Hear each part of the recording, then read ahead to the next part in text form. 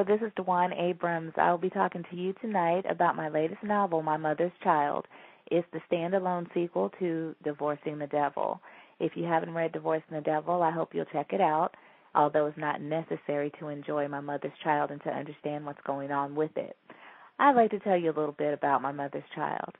This book centers around Nigel. He's mentally unbalanced. He's unstable in so many different ways, and he has a tendency of becoming obsessive with women.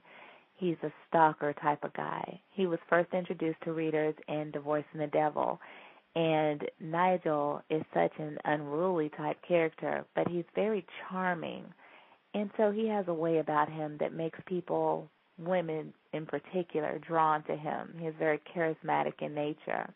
Well, you'll get to learn more about Nigel and My Mother's Child and see his inner workings, unlike in Divorcing the Devil where you were just introduced to Nigel by name only.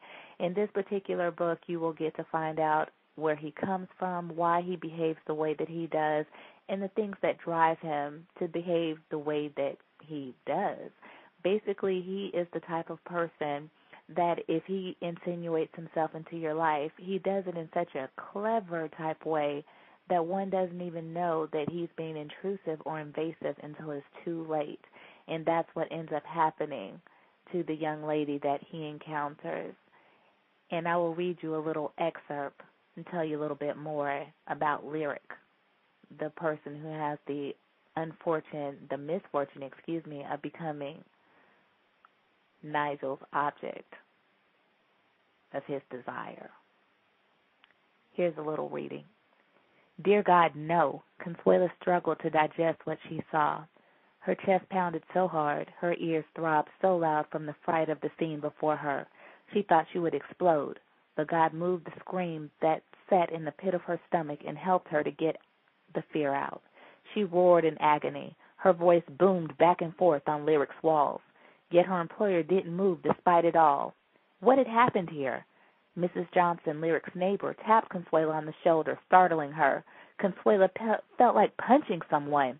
You live next door. How could you not have heard anything? Consuela wanted to know. I haven't been at home most of the day, she said.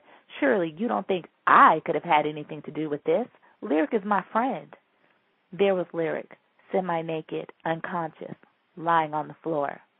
A colorful nylon scarf squeezed her neck like a vice grip. Consuela wanted to scream again, but only pitiful, whimpering noises emitted from her mouth. She leaned down closer to Lyric, extending a hand to her, but jerked her arm back when she noticed purple and blue bruises on her arms, right breast, and thighs.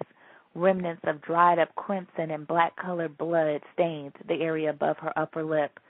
Sweet Jesus, Consuela said. Consuela wanted to cover up Lyric's battered body, but Mrs. Johnson told her not to touch anything. Consuela looked around the room. Although it was hard to see, her tears blurred her vision. What she could see was that the room was in complete disarray. Lyric's palatial estate usually looked like a model home. Today, broken glass and overturned furniture replaced the tidy abode. Consuela felt as though she was having an asthma attack, only she didn't have asthma. Then she glanced up and saw a man hanging by the neck near the balcony overlooking the sitting room where she'd found Lyric. She ran screaming out of that house like a wild woman. Mrs. Johnson stared in shock. Consuela got in her car and locked the doors.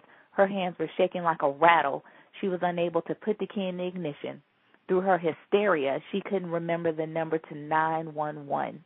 After fumbling with her cell phone, she stared at the phone before remembering the number. She pressed the keys and pushed the send button. I hope you enjoyed that little excerpt from My Mother's Child, and I really hope you'll go out and pick it up. It's available now wherever books are sold. Enjoy My Mother's Child.